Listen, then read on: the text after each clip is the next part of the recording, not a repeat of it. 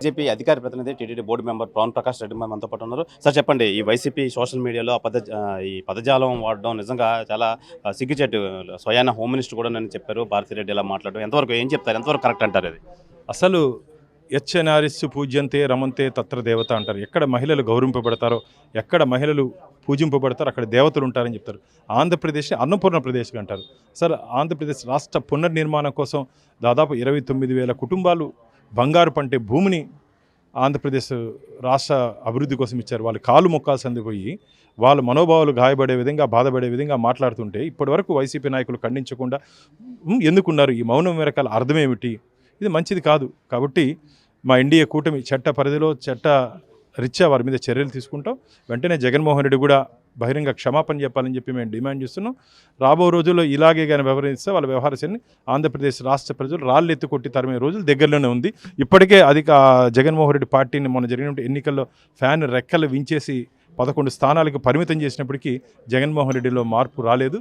కాబట్టి రాబో రోజుల్లో సింగిల్ డిజిట్ కూడా ఉండదని చెప్పి మేము ఆశాభావాన్ని వ్యక్తం చేస్తున్నాం. సార్, స్వయాన behind the screen Jaganmohan Reddy ఇవన్నీ చేస్తూ అసలు మెల్లకగా ఏం మాట్లాడుకుంటూ ఉంటున్నారు, దీనికి పరమార్థం ఏమంటారు? అసలు ఖచ్చితంగా జగన్మోహన్ రెడ్డికి అమరావతి మీద ఏ రోజు అక్కర్లేదు, ప్రేమ లేదు.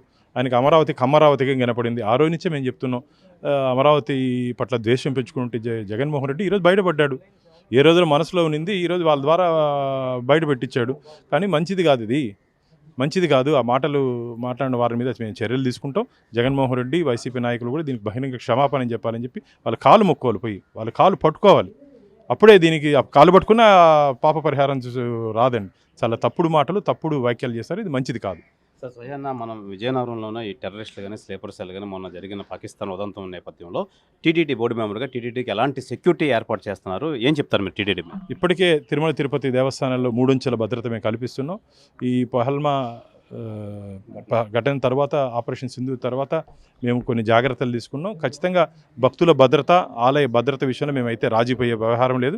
ఖచ్చితంగా కేంద్ర ఇంటెలిజెన్స్ ఇచ్చినట్టు సమాచారం, దానికి వాళ్ళు ఇచ్చినట్టు గైడ్లైన్స్ని అనుసరిస్తూ మేము ముందుకు పోతున్నాం. సార్, గత ప్రభుత్వంలో అయితే తిరుపతి వెళ్ళాలంటే సామాన్య మానవుడికి చాలా అసలు అవ్వని పని.